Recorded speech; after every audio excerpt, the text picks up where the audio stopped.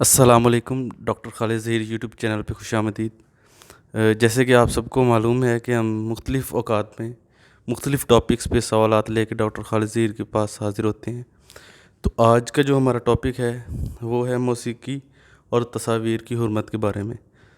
تو سب سے پہلے ڈاکٹر صاحب میں یہ پوچھنا چاہ رہا تھا کہ قرآن پاک میں اللہ تعالیٰ نے فرمایا کہ وہ کون ہے جو خدا کی زینتوں کو حرام ٹھہراتا ہے۔ تو سر وہ خدا کی زینتوں کی کیا ڈیفینیشن ہے؟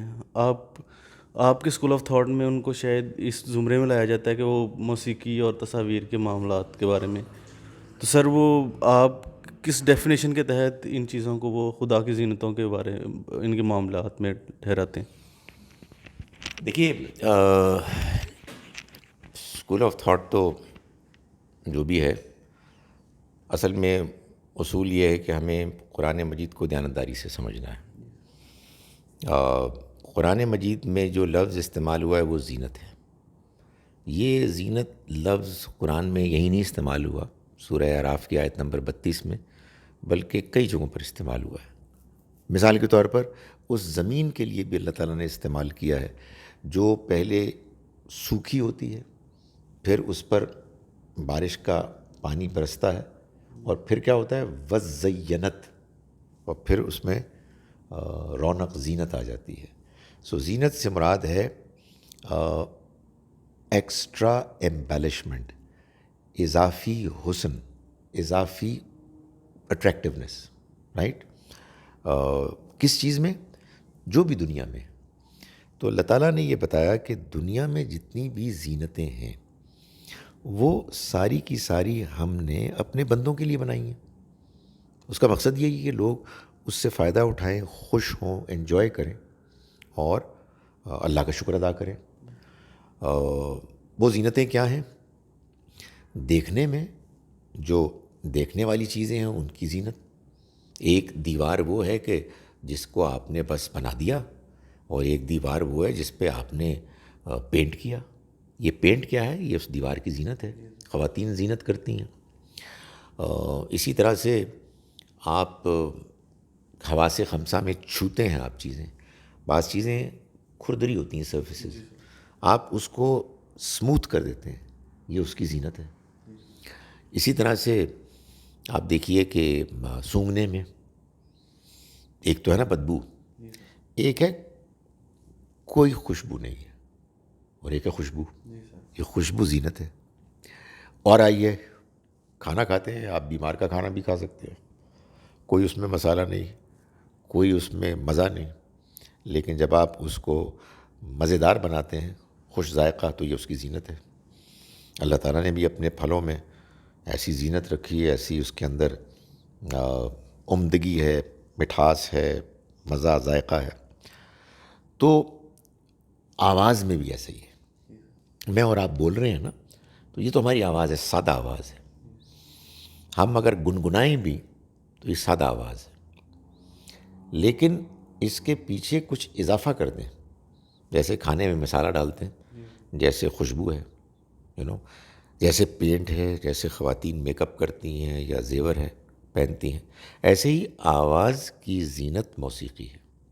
موسیقی کے مختلف آلات ہیں۔ تو اللہ تعالیٰ نے یہ فرمایا کہ کون کہتا ہے کہ میں نے حرام کیا؟ یہ تو اہل ایمان ہی کے لیے ہیں دنیا میں، اور آخرت میں تو خاص طور پر انہی کے لیے ہوں گے۔ اگلی آیت میں اللہ تعالیٰ نے یہ بتایا کہ ان کو بتا دو کہ میرے رب نے تو بس حرام کیا ہے فحش چیزوں کو، اور اس کو کہ دوسرے کے حقوق دیے جائیں، اس کو ادا کیے جائیں، اور یہ کہ دوسروں کے ساتھ زیادتی نہ کی جائے، تعدی نہ کی جائے، اور یہ کہ اللہ کے ساتھ شریک نہ ٹھہرایا جائے، اور یہ کہ اللہ کے بارے میں کوئی ایسی بات نہ کی جائے کہ جو اس نے کی نہیں ہے۔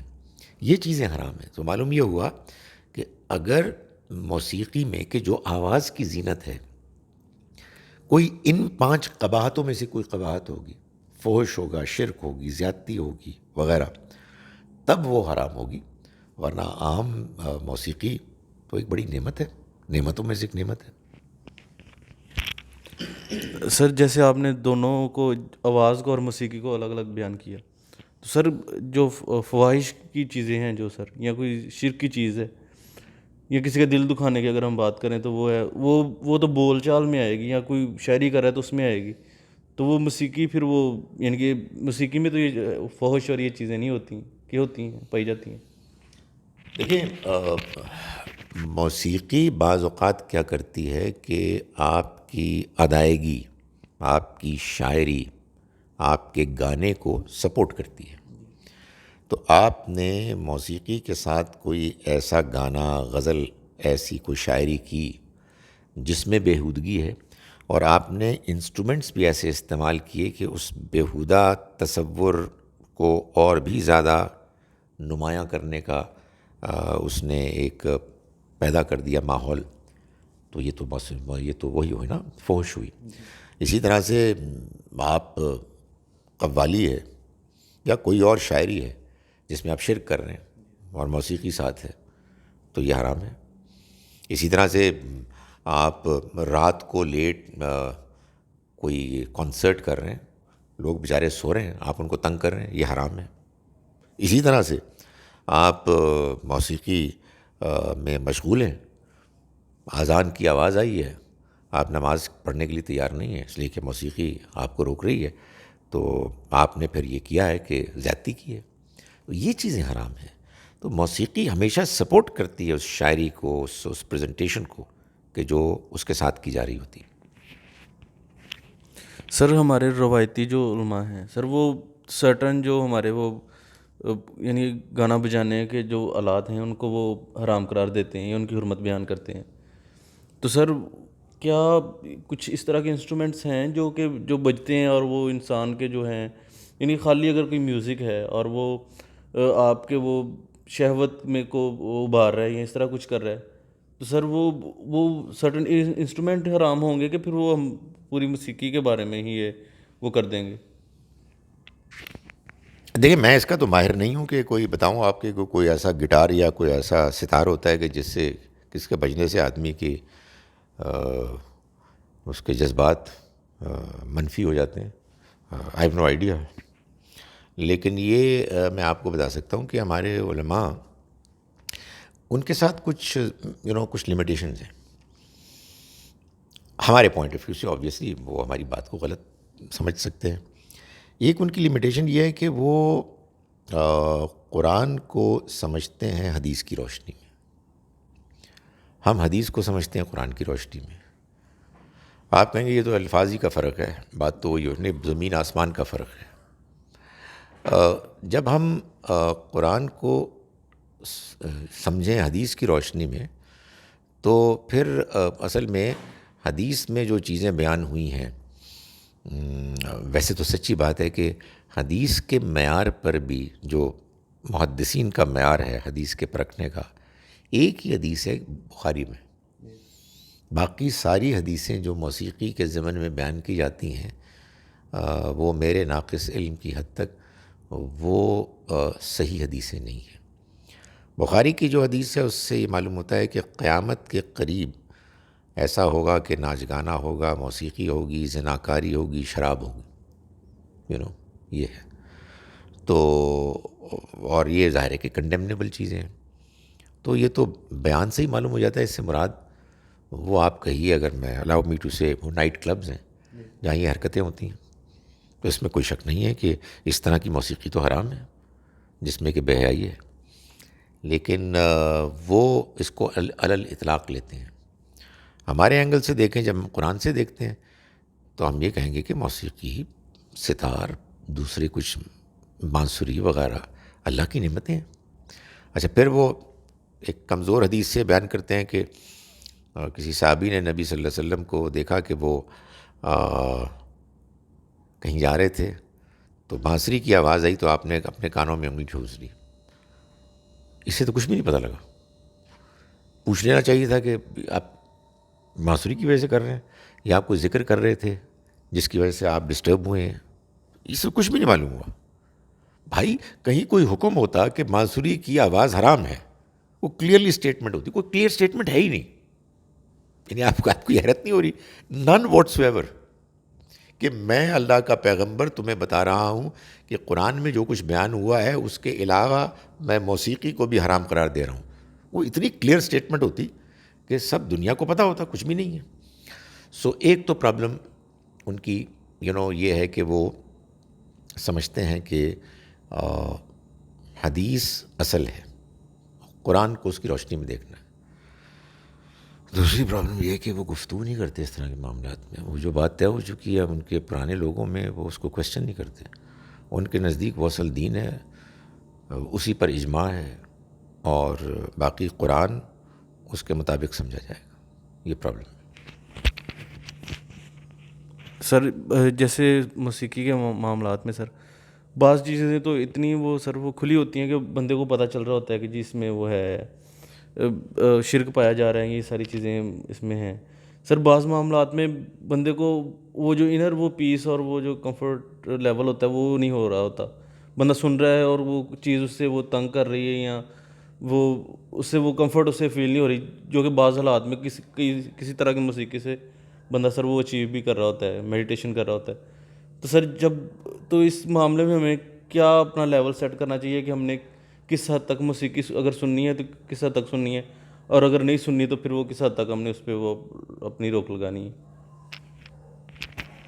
بھائی جان، پہلے یہ تو شکریہ ادا کریں میرا کہ میں نے آپ کے قومی ترانے کو بچا لیا. شکر گزار ہوں کہ میں نے آپ کے فوجی بینڈ کو بچا لیا، کیونکہ اس میں تو سب پہ لائن لگ گئی تھی. تو الحمدللہ اللہ کا شکر ہے. باقی رہی کوئی درمیان کی چیز، آپ کو محسوس ہوا کہ یار یہ بیہودہ ہے یا نہیں ہے، اللہ نے آپ کو فیصلہ کرنے کا صلاحیت دی ہے. بعض اوقات غلطی ہو جاتی ہے، غلطی کا احساس ہو جائے، اللہ سے معافی مانگیں اور چھوڑ دیں. تو اس میں میرے اور آپ کے ذوق میں فرق بھی ہو سکتا ہے. ہو سکتا ہے کہ آپ کو مہدی حسن کی گائی ہوئی ایک غزل بیہودہ لگے اور مجھے لگے بالکل کوئی مسئلہ ہی نہیں ہے، اللہ کی نعمت ہے، مجھے سکون دیتی ہے. تو اس میں اختلاف کرنے دیں، ایسا کیا مسئلہ ہے؟ یعنی جو اصول ہے وہ واضح ہے کہ ہمیں نہ کوئی چیز بیہودہ کرنی ہے، نہ کوئی چیز ہم نے مشرکانہ کرنی ہے، نہ کوئی ہم نے گانے کا موسیقی کا استعمال کرنا جس سے لوگ تنگ ہوں. اب اس کی اپلیکیشن تو پھر لوگوں پر چھوڑ دینی چاہیے. سر اسی طرح تصاویر بنانے کا معاملہ ہے. سر ہمارے علماء ایک دور تک وہ کہتے رہے کہ جی تصویر بنانا وہ یعنی کہ حرمت کے زمرے میں آتا ہے. تو سر وہ یعنی کہ میں یہ پوچھنا چاہ رہا تھا کہ وہ کون سی تصاویر ہیں جن کو ہم حرمت کے زمرے میں وہ ڈال سکتے ہیں، اور یک وہ کیا اس طرح کی تبدیلی ہوئی ہوگی کہ آج کے ہمارے سارے علماء وہ یہ تصاویر بنوا رہے ہیں. یہ بہت دلچسپ بات ہے. ویسے وہ موسیقی کی بات میں بھی یہ ہے کہ اگر بالکل ہی حرام ہے، یہ گھنٹی بجتی ہے دروازے پہ، ٹوڈونوٹ، یہ موسیقی ہے، سبھی کچھ ختم ہو جائے گا. تو اور ہم کو احتیاط کرنی پڑے گی کہ کوئی آواز نہ نکالیں کیونکہ وہ حرام ہے. اللہ کے دین نے ایسا کبھی کیا ہی نہیں. دیکھیں، تصویر کے بارے میں موسیقی ہی کی طرح کچھ بھی بیان نہیں ہوا قرآن میں، کچھ بھی بیان نہیں ہوا. بلکہ دلچسپ بات یہ ہے کہ اگر کچھ بیان ہوا ہے تو پازیٹیو ہے. پازیٹیو کیا ہے کہ سلیمان علیہ السلام کے محل میں جنات جو چیزیں بناتے تھے ان میں تماثیل بھی، تصویریں، اسٹیچوز، تو ہمارے علماء کہتے ہیں کہ وہ ان کی شریعت میں جائز تھی. ہماری اللہ اکبر، اللہ اکبر. یعنی اللہ تعالیٰ نے مختلف شریعتوں میں مختلف چیزیں بتائی ہیں، ادھر جائز تھی ادھر ناجائز ہے. نہیں، ایسی بات نہیں ہے. ایک اور دلچسپ بات، وہ کسی نے مجھے بتایا کہ صحابہ کرام پہلی صدی ہجری میں چین تک چلے گئے تھے، اور وہاں ایک مسجد ہے جس میں چڑیوں وغیرہ جو ہے نا ان کی تصویریں ہیں. تو بڑے پریشان تھے کہ کیا ہوا. تو میں نے کہا پریشان ہونے کی کیا ضرورت ہے، پہلی صدی میں تو پتہ ہی نہیں تھا کہ تصویریں حرام ہیں. یہ تو معلوم ہے تیسری صدی میں ہوا ہے جب بخاری مسلم آئی ہیں. پہلی صدی میں تو لوگوں کو اللہ کی شریعت سادہ سی معلوم تھی جو قرآن میں بیان ہوئی بھی ہے. تو گزارش یہ ہے کہ قرآن مجید میں جو چیز حرام کی گئی ہے وہ شرک ہے. اور جس زمانے میں نبی صلی اللہ علیہ وسلم نے یہ اسٹیٹمنٹ دی کہ یہ تصاویر بت بنانے والے یہ جہنم میں جائیں گے، یہ وہ بت تھے، یہ وہ تصویریں تھیں جو پوجی جاتی تھیں. صاف معلوم ہوتا ہے. یا پھر وہ اصول کہ اگر کوئی بیہودہ ہے تو وہ ظاہر ہے کہ کنڈیمنیبل ہے. اس کے علاوہ تو کوئی تصویر نہیں. ایک حدیث میں آتا ہے کہ اللہ تعالیٰ کہیں گے تصویر بنانے والوں کو کہ تم، یا بت بنانے والوں کو کہ ان میں جان ڈالو، اور وہ جان نہیں ڈال سکیں گے. تو لوگوں نے خیال کیا کہ اصل میں بات یہ ہے کہ اللہ تعالیٰ ناراض ہوتے ہیں اس بات سے کہ میں نے انسان بنایا ہے تو میں نے اس میں جان ڈالی ہے، تو تم میری نقل کیسے کر سکتے ہو؟ تم نے بنایا تو تم بھی جان ڈالو. او بھائی، ہم اللہ ہی کی تو نقل کر کے جہاز بناتے ہیں. اللہ نے پرندے بنائے، ہم نے جہاز بنائے. اب اللہ میاں کہے کہ تم پرندوں جہاز کو نیچے ڈالو، اس میں جان ڈالو. یہ بات ہی نہیں ہے بھائی. بات کیا ہے کہ قیامت کے روز قرآن سے معلوم ہوتا ہے کہ اللہ تعالیٰ مشرکین کو کہیں گے کہ ان کو تم پوچھتے تھے نا کہ تمہارا خیال تھا یہ تمہیں بچا لیں گے، ذرا ان کو ان میں جان ڈالو. وہ جان نہیں ڈال سکیں گے. یہ اصل میں بات ہے جو حضور نے فرمائی. یہ ہے فرق جو پیدا ہو جاتا ہے کہ جب آپ حدیث کو قرآن کی روشنی میں سمجھتے ہیں. اور اگر آپ قرآن کو حدیث کی روشنی میں سمجھیں گے تو وہی مسئلہ پیدا ہوگا کہ جو آپ نے بیان کیا کہ لوگ بتوں کو اور اسٹیچوز کو اور تصویروں کو جاندار کی حرام قرار دیتے تھے. اب ہر عالم جو ہے اپنی تصویر کھنچواتا ہے اور ہر ایک کی جیب میں اس کے آئیڈنٹی کارڈ میں تصویر ہوتی ہے. خدا تعالیٰ نے ایسا حکم دیا ہے کہ جس پر عمل ہی نہیں ہو رہا. ہاں، اور قائد اعظم کی تصویر ہے اور وہ کہتے ہیں کہ نہیں، یہ اصل میں ٹیکنیکلی وہ تصویر نہیں ہے. اب جس کو کہتے ہیں نا گیو می اے بریک، مطلب کیا مطلب ہے کہ تصویر نہیں؟ یار یہ وہی تصویر ہے. سو بات یہ ہے کہ ہمارا دین فطری ہے، قابل عمل ہے، سمجھ میں آتا ہے، اور یہ دین اصل میں قرآن میں بیان ہوا ہے. حدیث تو ہمارے پاس آئی انسانوں کے ذریعے سے. انسان نے کیا سمجھا، کتنی بات اس نے پوری سمجھی، کتنی آدھی سمجھی، کیا سیاق تھا، کیا سباق تھا، تم قرآن کی روشنی میں سمجھیں گے. سر اگر معاملہ اتنا ہی سادہ ہے تو سر ہنر تو تھا بت بنانے کا بھی یا وہ مورتی بنانے کا بھی، اور اگر کوئی تصویر وہ اسکیچ کر رہا ہے تو سر یہ ہنر تو موجود تھے. لیکن سر ہمیں نظر کہیں کیوں نہیں آتے اس دور کے کسی صحابہ کا وہ اسکیچ بنا ہوا یا کسی اس طرح کے؟ انہوں نے پھر اس کو ترک کیوں کر دیا سر؟ اگر یہ خدا کی زینت ہی ہے اور وہ کی جا سکتی ہے تو پھر سر یہ چلتی رہنی چاہیے تھی، ہم تک پہنچنی چاہیے تھی یہ والی چیزیں اس دور کی، لیکن وہ کہیں نظر نہیں آتی ہمیں. بھائی جان، ایک مثال تو میں دے چکا ہوں. اب آپ چاہتے ہیں مزید مثالیں دوں تو بھائی مزید مثالیں تو تب آئیں گی کہ جب کوئی تحقیق کرے گا. آپ تحقیق کرنا شروع کر دیں، انشاءاللہ آپ کو بہت سی مثالیں ملیں گی. اس لیے کہ انسان کو مثالیں ملتی ہیں جب وہ جستجو کرتا ہے. جب سارے لوگ قائل ہیں کہ وہ حرام ہیں تو جو تصویریں تھیں بھی وہی پھاڑ دی ہوں گی لوگوں نے. لیکن الحمدللہ چینیوں کو تو یہ پرابلم نہیں تھی، تو انہیں تو رکھی ہوئی ہیں تصویریں. سو اس کی مثالیں ہیں. کوائنز کے اندر بھی اوپر بھی تصویریں ہیں. مسلمان بعد میں بھی ہیں، ان بادشاہوں کی تصویریں ہیں، ملکاؤں کی تصویریں ہیں. تصویریں ہی تصویریں ہیں. تو آپ، یہ بھی ایک بڑی دلچسپ بات ہوتی ہے، وہ کہتے ہیں کہاں ہے کوئی اجماع ہے، کوئی تصویر نہیں ہے، اور کرسی میں بیٹھ کے کہہ رہے ہوتے ہیں. دنیا میں اس سے بالکل مختلف بات چل رہی ہوتی ہے. لیکن بھائی وہ تو شٹ اپ کال دینی ہے، دوسرے کا منہ بند کرنا ہے. بہت تصویریں ہیں، آپ ذرا نکل کے تو دیکھیں.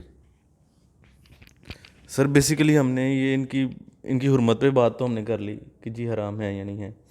لیکن سر میں اینڈ پہ آپ سے یہ پوچھنا چاہ رہا ہوں کہ اگر کوئی ان چیزوں کو حرام ٹھہراتا ہے خدا کے حکم کے دوسری سائڈ پہ کھڑا ہو کے، تو سر اس کے لیے اللہ تعالیٰ نے کیا وعید سنائی ہے تاکہ ہم یہ کسی بھی چیز پہ حرمت قائم کرنے پہ وہ ذرا احتیاط کریں؟ اس حوالے سے تھوڑا سا بتا دیں.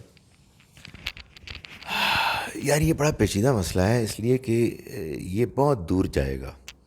پہلی بات تو ہم یہ کہیں گے کہ بھائیوں اور بہنوں، اپنے بزرگوں کی بات کو آنکھیں بند کر کے ماننا یا ان کی بات کو دلائل سے جسٹیفائی کرنا، دوسری بات کو دیانتداری سے سنے بغیر، یہ گناہ ہے. یہ لوگ نہیں سمجھتے، گناہ ہے. اور دوسرا، آپ نے جو پوچھا، سورہ اعراف کی آیت نمبر 33 میں جو 5 چیزیں حرام کی گئی ہیں، ان میں سے ایک بات یہ ہے کہ یہ بھی حرام ہے کہ تم اللہ کے بارے میں وہ بات کہو جو تم نہیں جانتے. تو اللہ نے جب ایک چیز کو حرام نہیں کہا ہے، آیت نمبر 32 میں یہ ہے نا، قل من حرم زینت اللہ، کون کہتا ہے کہ اللہ کی بنائی ہوئی زینتیں حرام ہیں؟ کون کہتا ہے تصویریں حرام ہیں؟ یہ تو دیکھنا، یہ بڑی سختی ہے اس میں. خدا کے واسطے اللہ کی سختی کے نتائج سے اپنے آپ کو بچائیں. جی سر، بہت شکریہ. انشاءاللہ ہم کسی نئے پروگرام کے ساتھ حاضر ہوں گے. تب تک کے لیے اللہ حافظ.